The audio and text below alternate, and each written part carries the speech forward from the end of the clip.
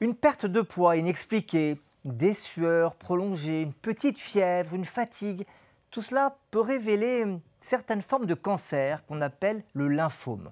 Bonjour Sylvain. Bonjour. Docteur Choquet, spécialiste des maladies du sang. Les signes que j'ai mentionnés sont assez banals, entre guillemets. Ils peuvent révéler d'autres maladies. Mais on va montrer un signe qui nous met sur la piste. Ce sont ces tuméfactions, ces grosseurs au niveau du cou, ces bosses qui peuvent être là, ou au niveau des aisselles. Ça vous met sur la piste du lymphome. Ça nous met tout à fait sur la piste. Quand on est adulte, c'est pas habituel d'avoir ce genre de boule au niveau du cou, au niveau des aisselles. Quand on est petit, oui, parce qu'on a beaucoup d'infections. En général, en hématologie, c'est indolore, ça peut bouger, et ça nous fait tiquer, mettre la puce à l'oreille pour éventuellement un lymphome. On va vous expliquer ce que c'est que ce type de cancer, et vous expliquer aussi que maintenant, dans un bon nombre de cas, on les soigne avec une grande efficacité. Bonjour et bienvenue dans PUMS. Alors le lymphome, c'est une maladie, on a dit un cancer, qui touche aussi bien les hommes que les femmes, à tout âge également. C'est une maladie du système lymphatique. Dans lymphome, il y a lymphe. On en parle de ce système lymphatique dans une autre émission qui est consacrée 100% à ce système lymphatique. Qu'est-ce qui se passe dans le système lymphatique quand on a un lymphome? Montrons déjà quand c'est normal. Alors quand c'est normal, le système lymphatique a été décrit assez tardivement puisque c'est transparent et plat après le décès. C'était décrit après le système artério-veineux. Ça suit les veines. À l'intérieur des vaisseaux, il faut prendre ça un peu comme des routes. On va avoir les lymphocytes avec un petit peu de liquide autour pour que ça soit fluide. Et puis il y a certaines zones de péage où on va avoir des réactions immunitaires. Vous voyez ici les amygdales, le thymus qui chez l'animal donne le riz de veau, donc extrêmement utile, la rate, la moelle osseuse. Là, dans ces zones-là, les lymphocytes ralentissent et vont avoir des réactions immunitaires, être stimulés pour ensuite repartir dans l'organisme et attaquer les cibles. Et là, on a les ganglions lymphatiques. Les ganglions lymphatiques sont pleins de petits péages qui existent tout au long de ce circuit. On en voit vraiment un peu partout. Et dans chaque petit ganglion, on a des zones où on va présenter des protéines étrangères qu'on appelle les antigènes aux lymphocytes qui sont à l'intérieur. Et ensuite, ils ressortent activés. Et alors, montrez-nous où sont ces ganglions. Il y en a partout dans Bien le corps. entendu, sur le schéma, qui est vraiment très bien fait, on en voit, vous voyez, ces petits renflements qu'on voit ici tout au long du cou ou à l'intérieur du thorax. Tout ça, ce sont des petits ganglions. Et c'est là où on va voir les péages. Et alors, normalement, ces ganglions, on l'a dit en début d'émission, on ne peut pas les sentir. C'est quand il y a une maladie que ces ganglions peuvent gonfler, et notamment en cas de lymphome.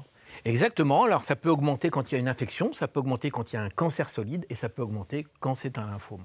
Ces ganglions dont vous parliez tout à l'heure, ce qui est caractéristique du lymphome, c'est quand ils sont non douloureux. C'est ça que vous disiez? C'est très évocateur. Non douloureux et en général mobile.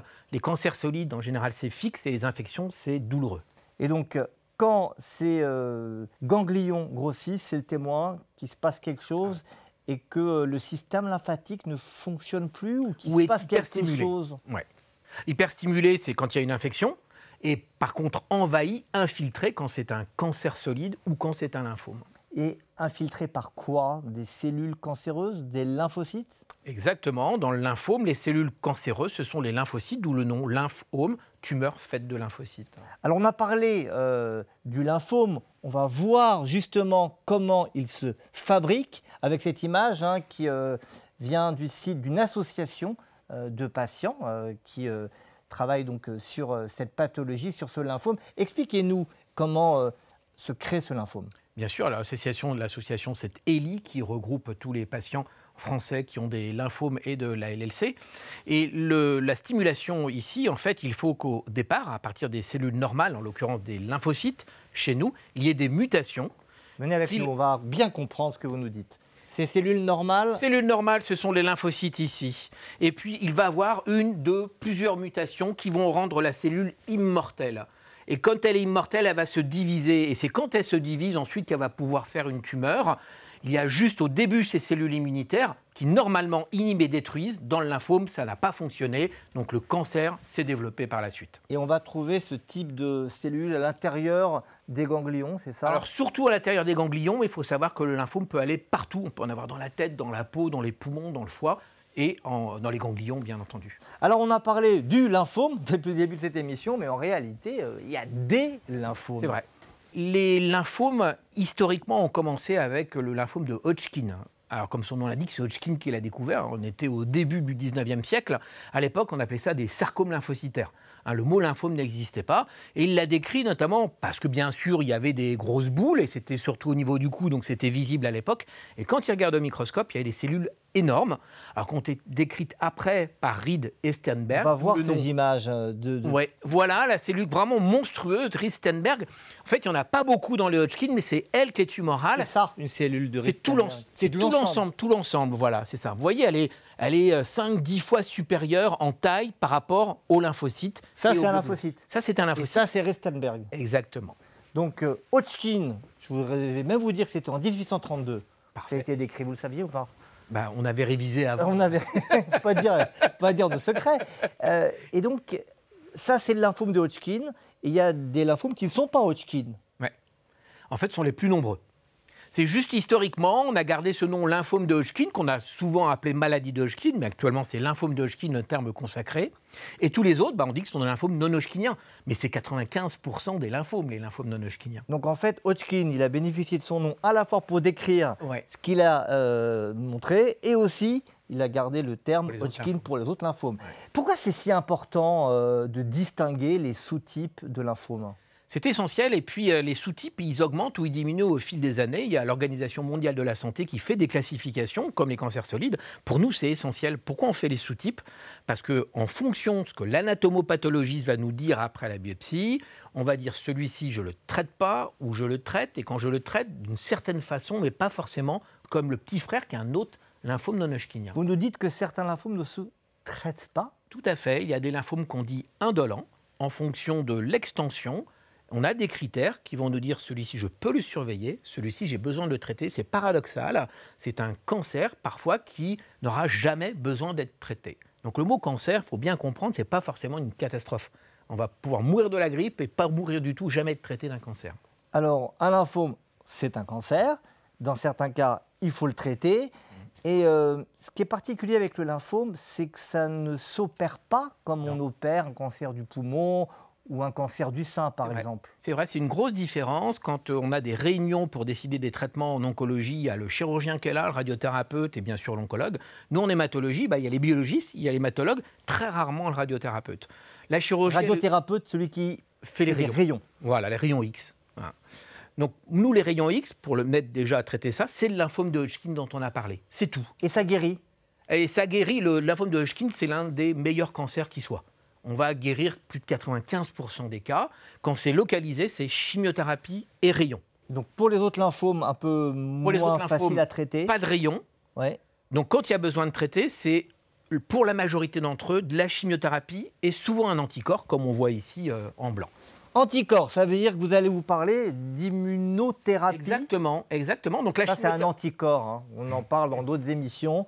L'anticorps, vous voyez, le Y au bout, va être spécifique d'une cible. Donc on sait technologiquement fabriquer des anticorps artificiels pour lesquels le Y en haut va reconnaître la cible, et en l'occurrence, ça va être le lymphome chez nous. Donc quand on va l'injecter, il va directement te mettre sur le lymphome, pas sur les autres cellules, et activer le système immunitaire pour qu'il détruise le lymphome. Et ces immunothérapies, on en parle dans une autre émission, elles sont particulièrement efficaces donc, dans les lymphomes, c'est ça ce que vous nous dites. Elles sont très efficaces dans les lymphomes dès la première ligne. Alors on en parle encore une fois dans cette émission sur l'immunothérapie. On va parler d'un des traitements assez fascinant, qu'on mentionnait d'ailleurs dans l'autre émission, mais qu'on n'a pas détaillé, c'est le traitement avec les cellules CAR-T. Expliquez-nous ce que c'est que ce traitement. Bien sûr, alors CAR-T-cell, donc c'est une abréviation, T pour lymphocyte T et CAR, chimérique antigène récepteur. Le principe qui est montré ici sur cette image, le patient va être prélevé et on va prendre ses propres lymphocytes T, les envoyer dans un laboratoire. Là, on est à l'étape 1, ça c'est le recueil de lymphocytes. On envoie au laboratoire qui est en Europe. Par génie génétique, on va faire exprimer la structure qu'on appelle CAR à la surface. C'est-à-dire là, on nous dit on reprogramme les cellules. On modifie, c'est de la thérapie génique. Ce lymphocyte T a à l'extérieur une structure qui ressemble à l'anticorps. Et les anticorps, normalement, c'est uniquement dans les lymphocytes B qui est un autre type de lymphocyte du système immunitaire, d'où chimérique, mélange de lymphocytes B, mélange de lymphocytes T. Donc on a traité ces lymphocytes T. On les amplifie, ici. Et on les multiplie. On les purifie. Voilà, donc on a une bonne quantité. On va l'injecter au patient. Et ensuite, cette thérapie vivante va s'auto-réguler et se multiplier au contact de la cible. Mais comment on fait pour que ces cellules-là attaquent spécifiquement le lymphome, parce qu'elles pourraient aller attaquer toutes les cellules. Tout à fait, grâce à la cible. En l'occurrence, dans les lymphomes, actuellement, c'est contre un marqueur qu'on appelle le CD19, qui existe à la surface des lymphocytes B. Donc ce lymphocyte T ne va reconnaître que le lymphocyte B. Et donc pour ça, il faut savoir effectivement qu'est-ce qu'il faut reconnaître. Exactement. D'où l'importance de connaître bien sa cible, connaître bien la tumeur et quelles sont les protéines qu'elles expriment. Alors le lymphome, c'est une maladie, on disait tout à l'heure, qui peut toucher tout le monde, les personnes de tout âge, hommes, femmes. Il y a des personnalités connues qui ont lutté contre le lymphome et qui ont permis de faire connaître la maladie et ses traitements. Par exemple, l'acteur américain Michael Hall, qui était connu pour son rôle dans la série Dexter, eh bien, il a été diagnostiqué d'un lymphome hodgkinien en 2010. Il a été suivi et il est guéri de cette maladie. On a vu en début d'émission que quand un lymphome est suspecté parce qu'on est fatigué ou parce qu'on a perdu du poids ou parce qu'on découvre une enflure, comment on sait qu'il s'agit effectivement d'un lymphome? Parce que vous l'avez dit, un ganglion enflé, ça peut aussi être une infection, ça peut n'avoir rien à voir avec le lymphome. Alors comment on fait la différence? Il va y avoir plusieurs étapes. Il va y avoir les étapes d'orientation, en gros savoir est-ce que c'est pour moi hématologue et est-ce que je vais pousser les examens. Et la première orientation, c'est l'examen clinique, l'interrogatoire. Le ganglion, est-ce que je les palpe ou pas? Est-ce qu'il a perdu du poids, le patient? Est-ce qu'il y a de la fièvre, des grosses sueurs? Ça va nous orienter. Donc ça, c'est la première étape. Ensuite, une prise de sang, on imagine? Alors, prise de sang, oui, on le fait, même si ça n'a pas un rôle majeur, parce qu'il y a très rarement des cellules du lymphome qui circulent dans le sang. Mais par contre, on va avoir des marqueurs, comme les LDH, qui sont détectés à l'intérieur de cette prise de sang, et qui là aussi nous orientent. Alors, on parle de sang, on se dit si c'est dans la lymphe, peut-être qu'on peut prélever du tissu lymphatique? Alors, en effet, ça s'appelle la biopsie. Et la biopsie, c'est la référence actuellement pour faire le diagnostic de lymphome. Donc, soit on demande au chirurgien de prendre un morceau, soit de plus en plus au radiologue de prendre des petites carottes sous échographie ou sous scanner. Donc, si c'est quelque chose de profond, on n'a plus besoin d'ouvrir. Avec une longue aiguille, on va pouvoir prendre la carotte. Et ensuite, l'anatomopathologiste au microscope va nous donner le diagnostic. Et des examens de radiologie, d'imagerie, des radios, des échographies? Systématiquement, pour un lymphome, lorsqu'on a le diagnostic, il faut savoir où est-ce qu'il y en a. Donc le vieil examen classique, c'est le scanner. Et puis depuis quelque temps, il y a le TEP scanner, donc le scanner avec la tomographie par émission de positrons. C'est compliqué, ça. C'est de la physique. On va injecter un produit radioactif avec une radioactivité qu'on appelle, nous, de type bêta, c'est-à-dire qu'il va émettre des positrons. Les positrons vont avoir des réactions avec les électrons et envoyer des photons qu'on peut détecter. C'est-à-dire que c'est une imagerie où on injecte un produit, ça va réagir à la tumeur et puis renvoyer un signal pour dire voilà, il y a de la tumeur à tel endroit. L'avantage, pour être simple, par rapport à un scanner, ça donne une idée quantitative également. On va vous dire, oui, il y a un ganglion, mais il est très avide en produits radioactifs ou il n'est pas avide. Et donc ce type d'examen va vous permettre de savoir de quel type de tumeur il s'agit, de savoir la quantité, où est-ce qu'il y en a, et avec tout cela, de définir le traitement approprié. Exactement. On va faire un stade de la maladie, stade Ann Arbor, qui va nous dire... Ann Arbor, c'est celui qui a créé la classification? Non. Oui, c'est la classification, exactement. Alors, on a parlé de cancer, on a bien parlé aussi de prévention. Est-ce qu'il y a des moyens d'éviter un lymphome? Pour le cancer du poumon, on sait qu'il ne faut pas fumer.